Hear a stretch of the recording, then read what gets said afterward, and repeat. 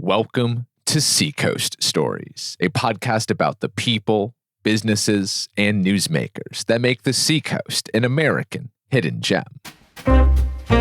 I'm Troy Farkas, and on today's episode, my conversation with Max Clayton, the owner of the historic Leavitt Theater in Ogunquit, which celebrates its 100th anniversary this summer.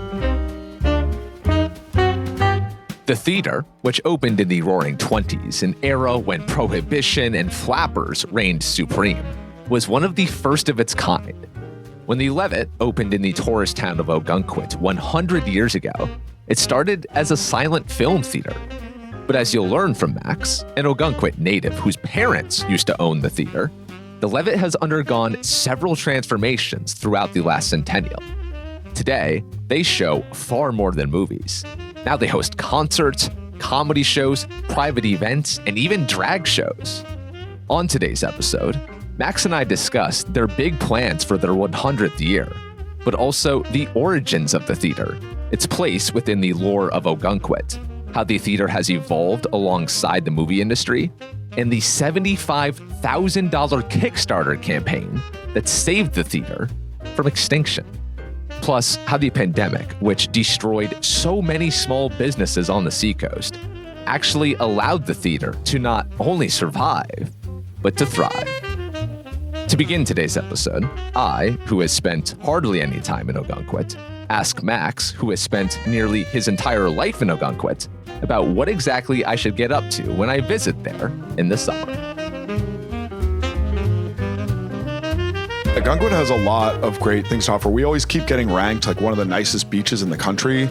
So the beach is a huge draw. That's probably the primary draw of the town, especially over the last 100 years, is the beach is incredible.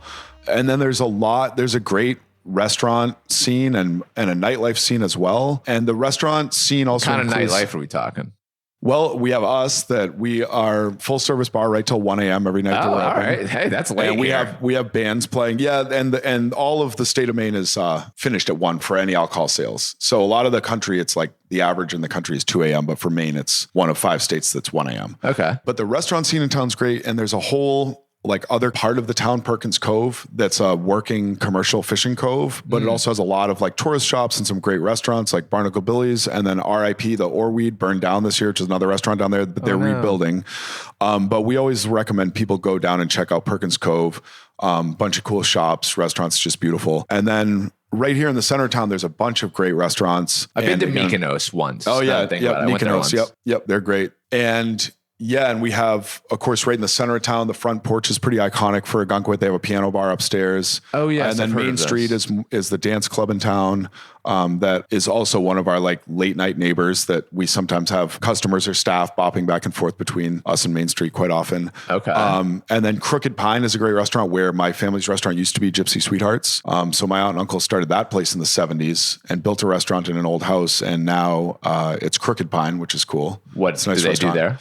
It's like a fine dining restaurant, and they have great food and nice cocktails and nice atmosphere. Okay. Any good pizza around here? Big pizza. Yeah, absolutely. Right next door, we have La Pizzeria, and then across the street from there is Cornerstone, both good pizza places. Okay. And then we used to have Rococo ice cream here, but there's a bunch of good ice cream places in town. There's Rose Cove, there's Sweet Peas. Then there's another one down the cove. It was called Ayla's. I don't know if it's still called Ayla's or not. Are there any famous people who have homes in Ogunquit? Do you know? Well, one of my good neighbors and allies in town is Jim Reddy and Barney Frank. They live right next door and they support us at the theater. And Barney Frank is, of course, was a Massachusetts congressman.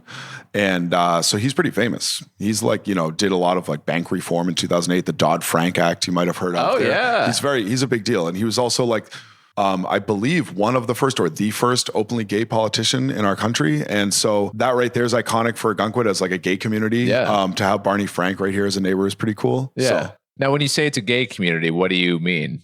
Well, Ogunquit's always had sort of been an arts colony, art community from way back in the day with a lot of painters and poets and musicians and writers that would travel here to be inspired by the land. And it's also just had a very strong gay community presence with the people that gravitate towards here. It's often referred to as like a mini P-town. Really? Yeah. So that's definitely part of our community that's worth noting and is fun and exciting. And that's hence why us and a lot of other places in town are celebrate drag shows and, other stuff like that. Yeah. No, it's funny because sometimes people will come to town and they see all the rainbow flags everywhere and they're like, is it a convention in town this week or something? It's like, nope, it's like this all the time. This is welcome to Ogunquit. Yes, it's the gay convention. Yeah, it's all the time. It's a convention, 365. Wow. Okay. All right. So thank you for enlightening me on Ogunquit. Of course. I'm a Long Sands Beach in York guy. Yep. But maybe I can be convinced to come over. It's way nicer here. Way nicer. Oh, yeah. Oh, wow. Okay. So let's talk about the theater. So it opened 100 years ago in 1925. Can you tell me anything? Do you know anything about what the original Leavitt Theater was like? Yeah, I imagine the town was quite a lot different then with the volume of tourists and or the way that they were getting here. Because even before the Leavitt was open, I know people were traveling here via horse and buggy to come from the cities to go to the beach. But when the Leavitt opened, it was a silent film theater. So it was before they invented adding an audio track to the film itself. They just had hand crank projectors and musicians would play the musical score or the soundtrack for the films. I was thinking about that earlier, knowing that this was a silent film theater. What's the appeal of that? Back then it was a motion picture. It was fascinating that the picture was moving. Like, people couldn't even, we all have that for granted nowadays. And but the adding of the dialogue component doesn't seem like a huge jump in technology. I mean, what do I know about 1920s film, but that feels like a no-brainer. And, I don't know all of the nuances of how it came to be, but I know that it was challenging because of, even electricity being new and speakers, powered speakers. And the reason that soundtracks for movies are called soundtracks is because it was a piece of information on the film itself that then they added a sound head that would read that and translate it to the speakers. So it was an actual, you could see the soundtrack on the film. Gotcha. Okay. So it wasn't long after I saw that in 1927 was the first movie with actual dialogue in it. Yeah, and they at that point had to change the projectors and switch them over to a whole new technology with electric motors, so they didn't have to hand crank it. And at that point, probably those musicians were out of a job, I guess, because they were playing the score to the film. And I don't know the exact year that occurred. You said 1927. I don't know if that's something that we can back up or not, because I was under the impression it wasn't until the 30s, but we don't have a lot of record. This was like the first one. I don't think it became common. No, not here. I think it was just in general in the industry. We think it was like mid or late 30s here that they finally got the technology for sound. Yeah.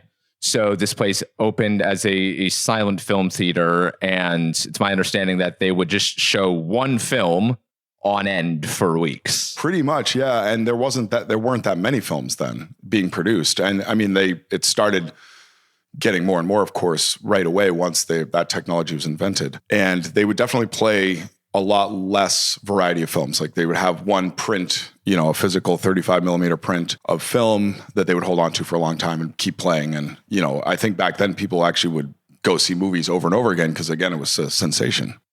Now, what do we know about Ogunquit in this time, the 20s and 30s? Does it resemble what it is today in terms of being a tourist destination, vacation destination?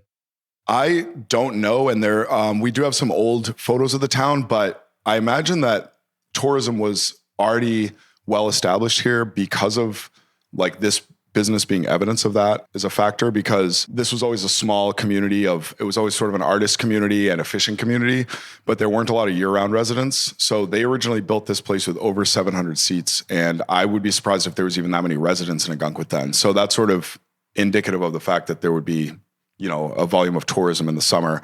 And the building's also built to only be open in the summer. We still drain the pipes and shut the whole place down for the winter months.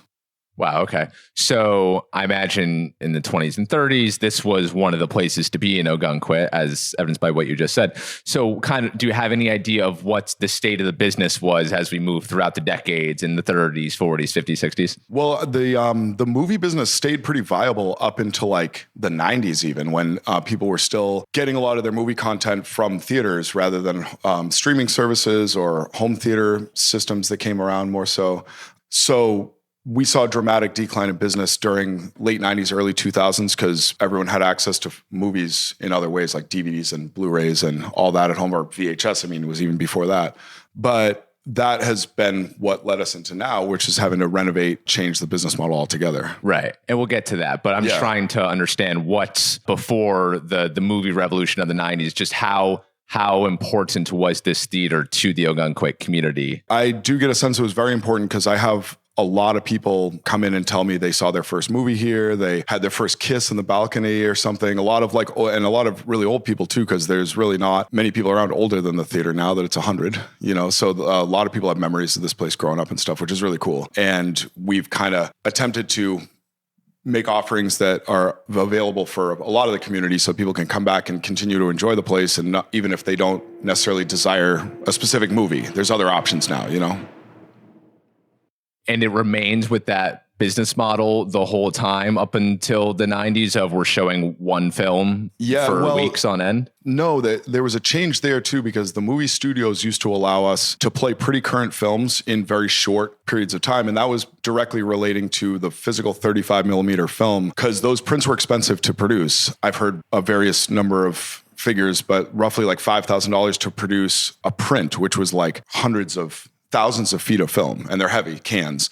So they would send a print of, say, 1993 Jurassic Park to the Northeast, but there weren't enough prints to go around all the theaters. So we'd sort of had a network of other theaters where, all right, we're going to open this movie this week. Next week, you get the brand new movie on the opening, and we'll send you this film. So we were playing films like 2 or 3 days at a time to facilitate other theaters getting access to the print. And the schedules, if you look at the old schedules, had a bunch of different movies in a week or in a 2-week span. And then they sort of changed that model where they were requiring 1 or 2 week minimum, or honestly up to 3 week minimum playtimes where you had to play the same movie because they wanted to get as much out of the opening as possible. And they weren't being as stingy with the prints, especially once it became digital. Now every theater that's still open with digital on the Seacoast can get the brand new movie on its opening date. But then they really required us to stay with it for 3 weeks, which was also very limiting. And another reason we got away from first run films. Now I should pause and say that your family, the Clayton family, bought this in 1976. Yes. You were born in 1986. That's right. What were your earliest memories of the theater?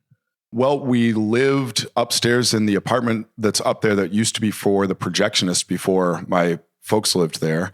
And I remember watching films from the kitchen in there with a little hole that was cut in the wall. Wow. So I could be eating my Cheerios or something and watching films from the apartment kitchen, which was pretty crazy. And then just learning how to rip tickets when I was like 5 years old and stuff like that. And just being around and watching films or not being allowed to watch films because they were rated R.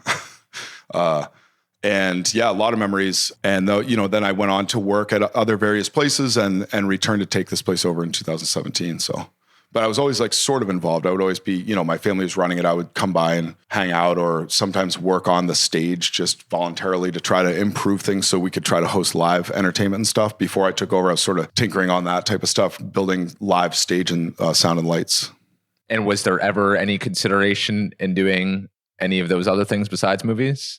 Well, we started doing a few things like our music festival, Leavitt Fest, and that started in about 2009 or 10. And occasionally we would have live performances here, like a local band would want to play or a touring band, but it was pretty rare. And it was always evident that we didn't have the facility for it because live entertainment just requires so much more specific of equipment on the stage with lighting and, PA systems and sound and stuff, that the place is very specifically designed to run movies only. And so it was always a big challenge to bring anything else in. And beyond that, nobody really wanted to change too much about the theater because it's very classic and it's, it was almost 100 years old. So I think there was a lot of hesitation in my family to like do anything too dramatic to change it, and in the interest of keeping it classic and nostalgic and all that. So that's been, something that I'm mindful of course, as changing things, trying to not undo the classic nature of it. And I assume part of it was also, the Ogunquit Playhouse is right down the road. They've got that market corner. They do have that. Yeah, they have that covered. And we've had various collaborations with them, and they even looked at this place to rent or buy for like a facility to do their practices or some of their smaller plays at. And for whatever reason, that never panned out. And, the collaborations have, but them sort of like leasing or taking over the place never did.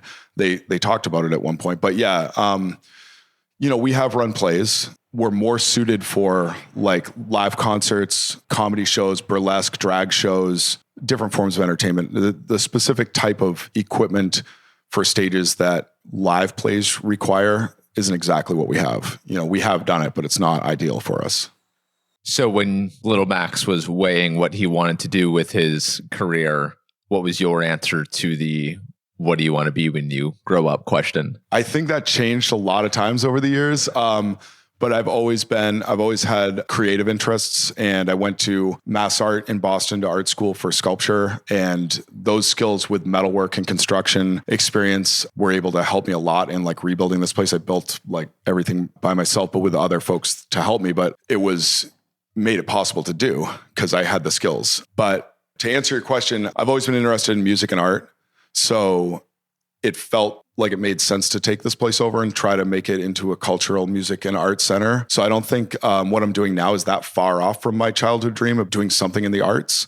There's a while I wanted to be a photographer, wanted to be a sculptor. So this place is sort of satisfying the creative desires I have professionally. So what did you do immediately after you went to school? I was working doing metal fabrication and welding for another Mass Art alum that was doing public sculptures, and then also like pretty high-end architectural metal fabrication, like in residences and businesses around Boston and stuff. So I got a lot of experience with that. And then I also worked for my aunt and uncle at Gypsy Sweethearts, which was another family business in Ogunquit, right across the street from here. And I learned a lot about the bar and restaurant business from my aunt and uncle, Tony and Judy. And that was... Yeah, I learned enough to think that I knew what I was doing to go out on my own. And then I had to learn a lot more once I did. But that was a lot of my work experience in bars and restaurants and stuff. So. And were you connected to the theater during all this time as well? Yeah, I would always come over and do like a shift or two a week here and sort of help out peripherally. So yeah, I was always like around the theater, but the business had slowed down so much that they didn't need me over here, and there wasn't a lot of work opportunity because it was, the movie attendance was dwindling so much, everything else. So business was slowing down. Yeah. And what time period are we talking here? So around the early 2000s, the movie attendance was dramatically dropping off, and we were still just running across the board, but especially for us. And I mean, we don't know about all the other theaters. It seemed like the theaters that still had decent attendance were more so like the mall theaters and multiplexes, but we were having a hard time getting people to come in here. And that may be a cultural shift in Ogunquit of like a lot more people seeking out the beach and bars and restaurants rather than a theater, and kind of being an antique offering for a tourist town. And we did a Kickstarter campaign to get a digital projector because we were going to basically go out of business because we had to buy this big expensive digital projector to switch over in 2014. And so that was a great thing the community rallied and supported us on, and it kept us open and playing movies. How much money?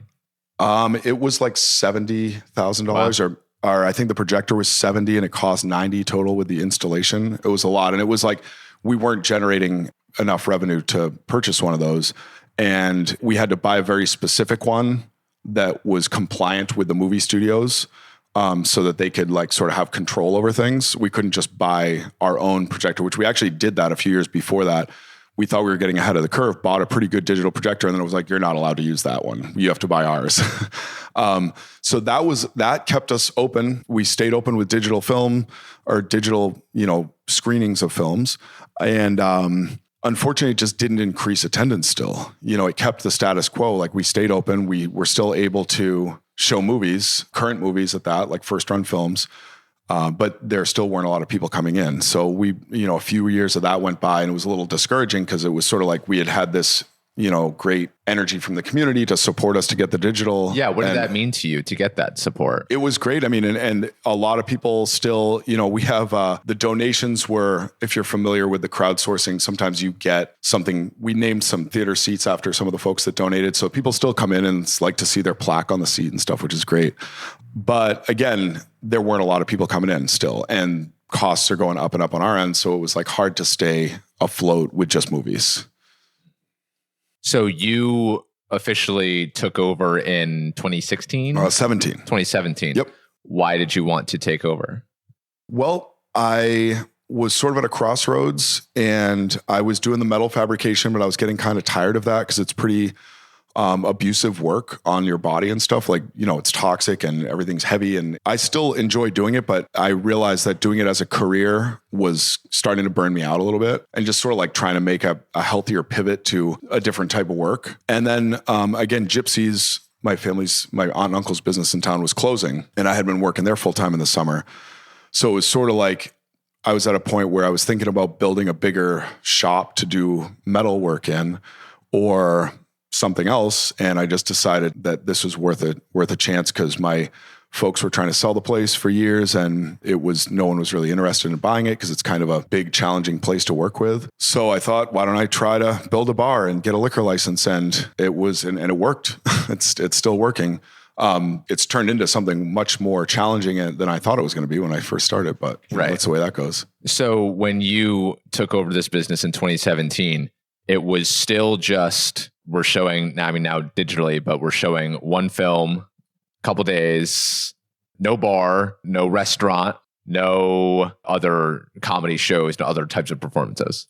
So that was true in 2016. And then I started rebuilding and renovating and building a bar in the winter in 2017. So I was still in like full-blown construction right up until when we opened in May that year. How was that stuff not here before? The bar and everything else. It was just a screening room only with just folding theater seats from 1925, and there was no. We did add a beer and wine license for the last couple of years before I took over, and that really didn't provide us the increase in attendance or revenue that we wanted. So getting a real liquor license and providing craft cocktails and a more wide variety of drink options, and then also doing that in concert with changing our offering entertainment wise as well. So I didn't have the confidence to get away from first run films in the first couple of years because we did know that we had some appeal still coming to us when a movie was brand new. Like I remember that first year that I took over, it was Wonder Woman, I believe. And we played that a lot and people loved it. And that was bringing people in still. But then what we would also do was add performances late night, like bands would come in, or we would sometimes have comedy, and sort of expanding our offering for entertainment. So it wasn't all relying on how many people came to the movie that night. Because also the weather, everyone in the town hopes for good weather for beach weather, but that's the worst weather for movies. If it's like, and it stays light out so late in peak summer that if it's hot and sunny outside, nobody wants to go in the dark movie theater. So we expanded sort of our business model to offer some late night options while it's, more appealing to be part of the nightlife in town with live music, and then staying open late with food and drinks for some of the service industry folks in town, like other restaurant workers and stuff. It's just wild to me that light bulb had never gone off in your family's head before. Like, people want to stay out late and drink. I know, it's true. And I don't think that idea reduced like that was so novel as the undertaking it was to make it happen, because it was really challenging to get all of the licenses and approvals. And that was a wild year because multiple times I was told by officials, like, you're not going to be able to do this. You can't do this. Why? Because I've heard this from several business owners. Really? That getting a liquor license is so difficult. Yeah. Especially like a brand new one that isn't a renewal or a business that closed and is reopening. There's just a lot of regulations about the plumbing and the fixtures, and then the layout of the quote unquote dining room or bar area, how that all plays out. So you just have to, like, we had to get a restaurant liquor license, which meant I had to build a kitchen. And then you have to do like 20% of your sales in food, and you have to have food on hand. So you're not just pretending to sell food. And I don't know, I think the state has all of its safeguards against somebody just getting a liquor license at their picnic table in their backyard type of thing. Like they have to draw the line somewhere. So it was a little bit rigorous because it's an old building and, not up to code in a lot of ways for making a change. And so it was just a challenge with multiple different departments, but we got through it. And when you did get through it, what was the public's reaction to that? It was very positive. I mean, it took a while, our first couple of years, to get people to figure out what we were doing, because this had been at that point 90 years of just a movie theater, and everybody thought of it as just the movie theater where there wasn't anything else going on. And I found that the first few years, people were often surprised to find out that we had a real bar and nice cocktails and bands playing. So, I think often pleasantly surprised people were. So that's good. What were you guys doing to get the word out about the new offerings? Just basic marketing with like advertisements and flyers and a little bit of the website. We've since overhauled the website significantly.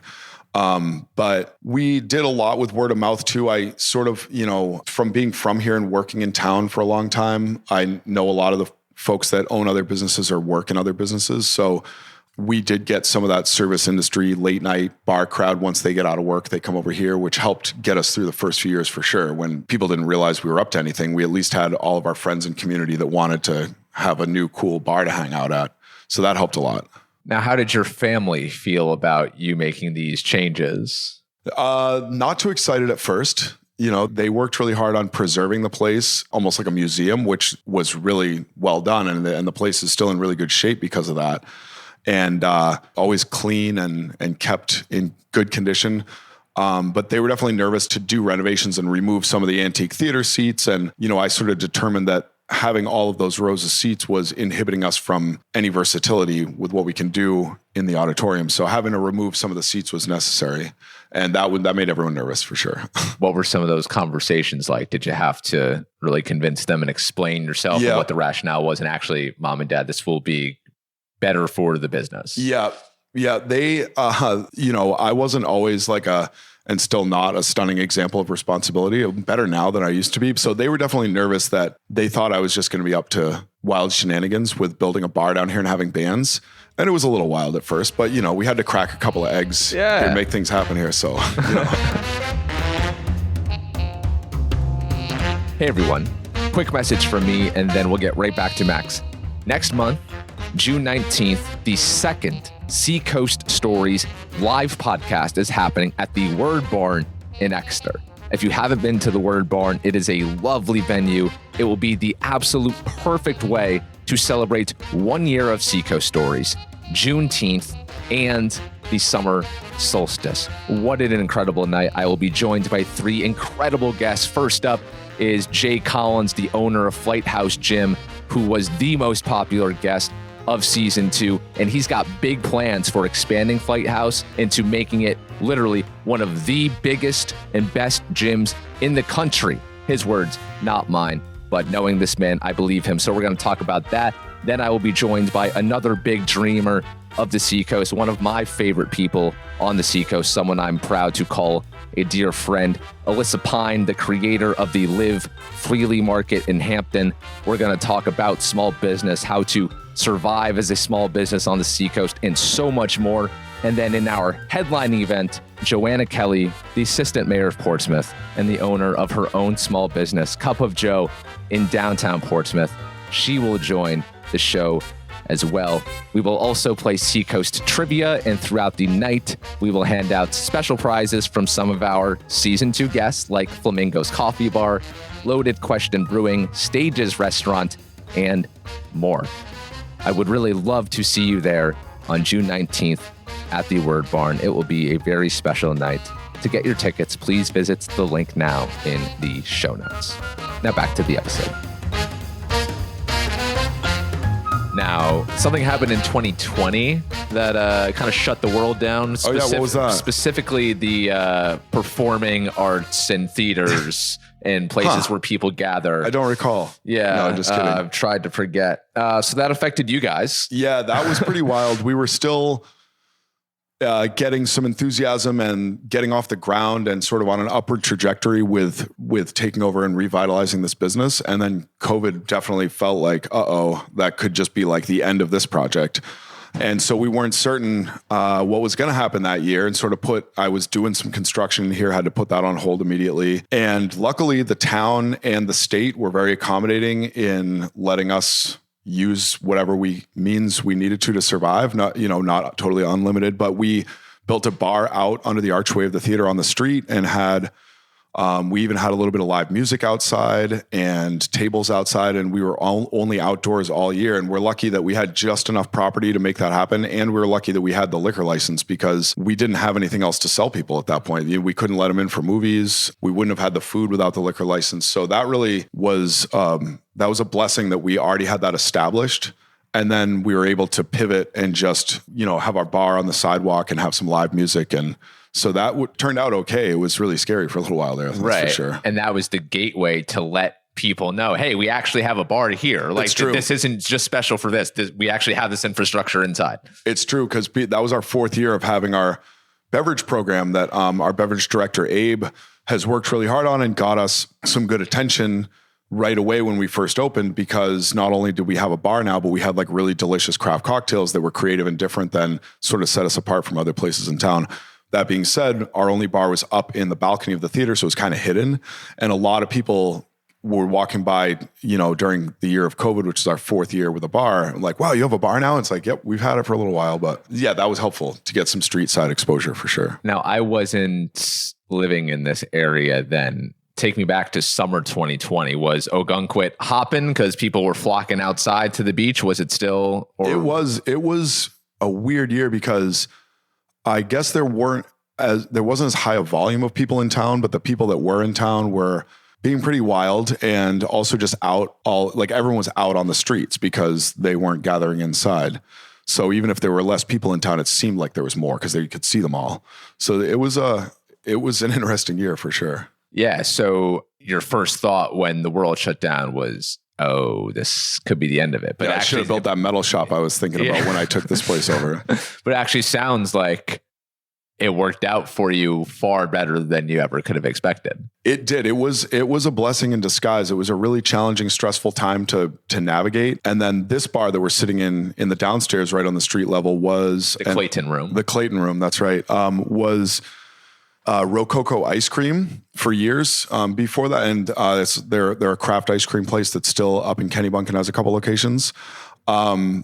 They didn't renew their lease after COVID, which we couldn't blame them at all. And so that was sort of an opportunity to take over this unit and build another bar and capitalize on what we learned about the street side exposure that we got during COVID to sort of kind of maintain that presence down here.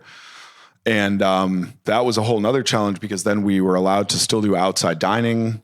We had a downstairs bar. Then in 2021, we opened inside again, and it was pretty wild because we had a couple of different bars and all of a sudden entertainment again with ticketed events. And then also a lot of folks still wanted to eat outside. So the outside sections were really busy. So that was a pretty wild change. It kind of expanded quick after that. Yeah. It was stressful too because we weren't ready to expand into this unit. Right. But we also weren't prepared to let someone else get a lease for 3 or 5 years and then not be able to do it. So it's kind of got pushed into it pretty quick, just coincidentally. Yeah. And it worked out. I mean, it was hard, but it worked out. Wow. So the bar that we're in right now, the Clayton room. Yeah. Anyone can just come to this. You don't have to be seeing a show. Yep. With the exception of the occasional private party that buys out the whole place and rents the whole place. We almost always maintain this bar just open to the public. Yeah. During the season. And so do you get a lot of people coming in here just to hang? We do. Yeah. Yeah. And we have, again, a great beverage program with great craft beer, wine, craft cocktails. And then we always have interesting food as well. Our food menu is not traditional restaurant food menu because we're not a traditional restaurant, but we always have some pretty delicious creative offerings on the food menu as well. Ooh, what are some of your favorites? Well, there's been so many over the years with the last couple of chefs that we had that have both done a great job. Our most popular item is our smash burger, but we also have a truffle Parmesan popcorn that we make. Popcorn at the theater, of course. Yeah, exactly. So just playing to our strengths there still as a movie theater. But there's just been the food menu rotates quite a bit. So you'll have to just check it out. I can't think of. I will, because I see you have main lunch beer on the the draft list. And that's right. That's my go-to. I have a rule. Whenever I see that on the draft list, I have to get it. So you guys have all sorts of performances here. Music shows, comedy shows, burlesque shows. That's right. There's a variety of things. Yep. Drag shows. Who's coming to these? Are these mainly, if you could percentage-wise divide your audience between Ogunquit visitors and Ogunquit residents? So that fluctuates based on time of year. So I will say like what we consider our peak season essentially is July and August. And nowadays September has become a very busy month as well. And almost, part of September feels like a continuance of August or peak season. During those months, it's primarily tourists and travelers or people that have second homes here that we see recurring, like visiting recurringly. And then in the shoulder season, spring and fall, we do see more locals and regulars and people that live in town kind of come out of the woodwork once there's not intensive tourist traffic and activity. How do you choose the acts? That is a great question. We've just been accruing contacts from various performers and producers over the years. So I've just met so many different people, or people reach out through the website. And for comedy, I have a producer. His name's Rob Steen. He brings the comedians. He has a comedy club in New Hampshire. So that's sort of taken care of. I don't have to like curate the comedians myself. And then with the live bands, like our lounge series, which is bands just playing late night after a movie or a bigger main stage show, it's mostly all local bands that I've met through hosting shows here or playing music myself as a musician. We have a pretty wide selection of different bands in the area. And then for the main stage events that are often a drag show or a burlesque show or a tribute concert or a touring like national music act, we have a burlesque group out in New Hampshire, Lady Luck, that we've been working with for over 10 years. They're awesome. And then we have a new group, this lady Legs Malone, that she does a great job with burlesque as well. And then we have a couple of different drag queen performance acts that Gigi Gabor, and then Rob Steen has, he brings us the Life's a Drag, for drag shows. So it's kind of hard to say how we source all of our entertainment, but it's a variety of ways. It's like some people have just been around for a long time, and then other people inquire on the website, and we also go out and sometimes seek out new acts. That's something we know we want. For example, like, when I took over the theater, I thought it would be more sort of original bands and bands that are touring, and it turns out in Ogunquit, that isn't always that successful. So we've adapted to offering so much more variety to appeal to a variety of people, different demographics, and just learned what works and what doesn't work, And so tribute shows are do pretty well. So we have an amazing Fleetwood Mac tribute that's coming back a couple times this year, and they're a big band. They play everything live, and they're just so good. They're so much fun, and they just nail it. They sound just like Fleetwood Mac. It's awesome. The drag shows is such a departure from the classical nature of this place. It's so true. I'm wondering how that lands for... It's a lot of fun. It's just rowdy. It's a party. And the drag queens do such a good job. Like, I realize that that's a unique form of entertainment in that they get people out of their shell more so than a band or a comedian. If you come to a drag show and maybe you're in a bad mood for whatever reason, you're not leaving in a bad mood. Like, you're getting... Why is that? Because the drag queens just require you to have fun, and they do their job well, and it's a lot of fun. Yeah, I've never seen one. Now I kind of have to see one. Oh yeah, you should come here. Okay. Yep. Good to know. All right, so here we are in 2025, 100th anniversary season coming up. Anything particularly special happening in this 100th anniversary season? We are going to be doing a centennial soiree at the end of May for mostly. That is for the community and people that appreciate the theater already. We're not looking to really, anyone's welcome, of course. That is something to just celebrate the theater and part of the community. And then beyond that, we just have a great series of live entertainment. So yeah, our website has all of the information about our offerings for entertainment for the season. We're going to be doing a bunch of classic movies, tribute series of live entertainment, drag and burlesque series, comedy series. Very cool. We play sports games in the spring. Celtics, they've been doing really well the last couple of years. That brings in a lot of people. So you You caught me with the word soiree. What will that entail? Well, the Centennial Soiree is going to be mostly a celebration of the theater and a little bit of the culture of the town as well. We're going to collaborate with some of the other, like the Historic Society, and the Marginal Way is actually also celebrating their 100th year this year. So the Marginal Way is a path right along the ocean that is an iconic attraction in Ogunquit, and they're going to be doing a 100-year celebration in town, and part of that's going to involve some videos and images of the Marginal Way from past and present here. So we're looking to just celebrate the town and the history and nostalgia of what we have to offer here. And, you know, the soiree itself that we host here for the celebrating the Leavitt will probably include some videos and images and maybe a couple speeches by prominent people in town, and then maybe some bands and generally just a party. If you could make a pitch to someone who's listening who wants to have an event anywhere, why should Leavitt Theater be the spot? Well, first of all, the thing that we've focused on in communicating with those clients is that this may not be for everyone. It's a beautiful old theater. It's 100 years old. It's right near the ocean. If folks are looking for a more traditional wedding venue with more of the traditional accommodations, that this may not be for them, but the type of people who gravitate towards doing special events here and weddings specifically, it's very special for them. It's unique. It's a beautiful space. We don't have a lot of decor needs because it's not just a barn to rent. Like the place already looks really presentable. So people can save on some of the decorations, or they don't need to think about that too much. And we do a variety of like either welcome to Ogunquit cocktail parties for a wedding that might be happening elsewhere. So that may be, for example, on a Friday, or a rehearsal dinner. And those are probably more common for us. We also do ceremonies on the main stage and receptions as well. Those are a little bit more to facilitate because we have to get the customers onto the stage and the lighting and all that. So that's a little bit more elaborate. But for the right client and engaged couple, this place is a dream to get married at or to celebrate at because, you know, it's a unique, people remember it, you know? Yeah.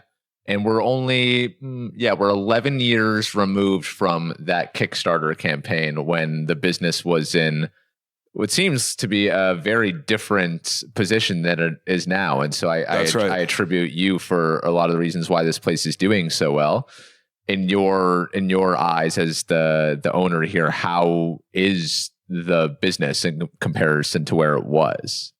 It's definitely grown and taken off and gotten a lot more attention. It's very challenging to run and to keep it all going because it's a big 100-year-old place. And the more we offer for entertainment or parties or whatever, the more the demand is on our staff and our building. So it's always growing, but it is working. And the public and the community in general seem very appreciative and engaged with what we have going on. So that's nice. Is there any type of performance that you want to have here that you do not have here yet? That is another great question. We have an illusionist coming in this year for the first time. So that's a new one for us. Okay. Last year we had a psychic medium that came in and did a reading here. That was brand new for us. At this point, most of the different forms of entertainment that I envisioned taking place here have been taking place, and we occasionally get a new one. We do a haunted house in the fall. We turn the place into a whole haunted house where people tour through and get scared by various goofy things that we do. But that's a lot of fun. People really love the haunted house. But no, I can't think of anything right off the top of my head that is pressing that we don't have, like that we have a void that needs to be filled for entertainment. If anything, we've been adding so many different types of entertainment. I'm kind of trying to pump the brakes on that a little bit just to get things more under control. Have you guys had a live podcast? Just asking for a friend. We have not. So this is our first podcast too, which is cool. There you go. Wow. Yeah. Right here. We're making, and I was thinking that making history. I know, right? Yeah. First time in 100 years. Best one. Wow. You know what? I'm going to use that as advertisement for the show. This is first podcast that's, to ever record at the historic Leavitt Theater. That's absolutely true. Wow. Nice. Now your I was thinking year has been capped off. Yeah. That's nice. We like to add new things. One thing that I have thought of is like either a live podcast or a TED Talk or something. That would be pretty cool to do. And then another avenue of revenue that I've never gone after, but maybe a possible potential would be using the space during the day as a recording studio, for whatever it is, live bands. The acoustics are very good in there because it was built as a silent film theater for just unamplified instruments. So a lot of the performers that have played here over the years have noted how good the acoustics are. And I think with the right equipment and know-how, it could be a great recording space. Right now, that's something that's low on the list right now because I just don't have. I'm not a recording expert. I've done a little bit of it, but it needs. It would need to be done right. Yeah, you got enough things to deal with right now. I have no shortage of jobs. What are you most proud of since you've been in command here? That's a deep question. What I'm most proud of here, I guess, is saving the theater from being turned into something else, like a parking garage, is the first thing that comes to mind. I'm also proud of our family, the Leavitt staff, which has been a huge factor in everything that we've done. We have a really pretty tight, core-knit crew of people that I work with closely that are my managers, and we have like a management team, and then we have a bunch of other returning staff, but we all get along really well, and for the most part, and have a good time. And just the culture and family component of the staff is really important to me, and it's something I'm proud of because it's just enriched the experience having good people around. You had to convince your family to get the liquor license and to do all sorts of crazy things. What do they think about what you've done to the business now? They love it now. They think that it's great now that it's working really well, and they can see that I wasn't just being a scoundrel the whole time like they thought that I might have been. Scoundrel, great word. But they're very proud and supportive, and they're not very involved because I wanted them to be able to retire. Gotcha. Thank you so much for joining. We have one final question. Sure. We ask the same final question at the end of every episode every week, and I'll ask it to you. Knowing what you know now in hindsight about how your life has turned out so far, what advice would you give to your 22-year-old post-college self? That is a loaded question. You're good at these. Thank you. You're good at these questions. I asked the same question. So you are admitting to me you have not listened to the show because you would have known this was coming. That's right. I should have done my homework. I'm sorry.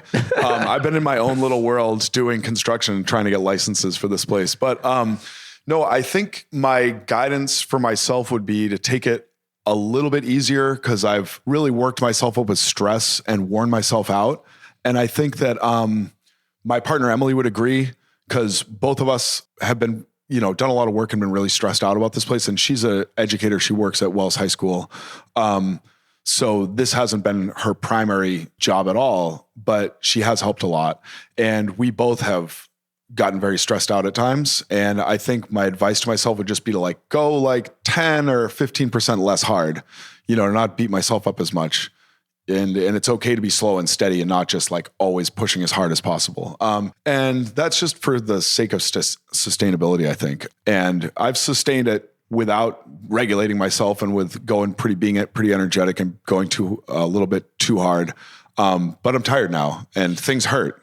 And so I kind of wish that I wasn't quite as intense for the last 10 years. That's Max Clayton of the Leavitt Theater in Ogunquit. To support the theater in its 100th year, you can see a show this summer. Just visit leavitttheater.com to see their full list of shows, the link to which is in today's show notes. That's it for today's episode, but thank you for listening. And thank you to everyone who came out to our Seacoast Stories themed yoga class at Three Bridges Yoga this weekend. It was an honor to practice with you. I'm off to Tennessee for a quick trip, but if you see me around town in the back half of the week, perhaps at Prescott Park, Flamingo's Coffee Bar, or when I'm speaking at the Digital Marketing Conference at UNH on Thursday, then please stop me and say hi. I would love to hear your story. Until next Monday, everybody, have a great week. Live free or die.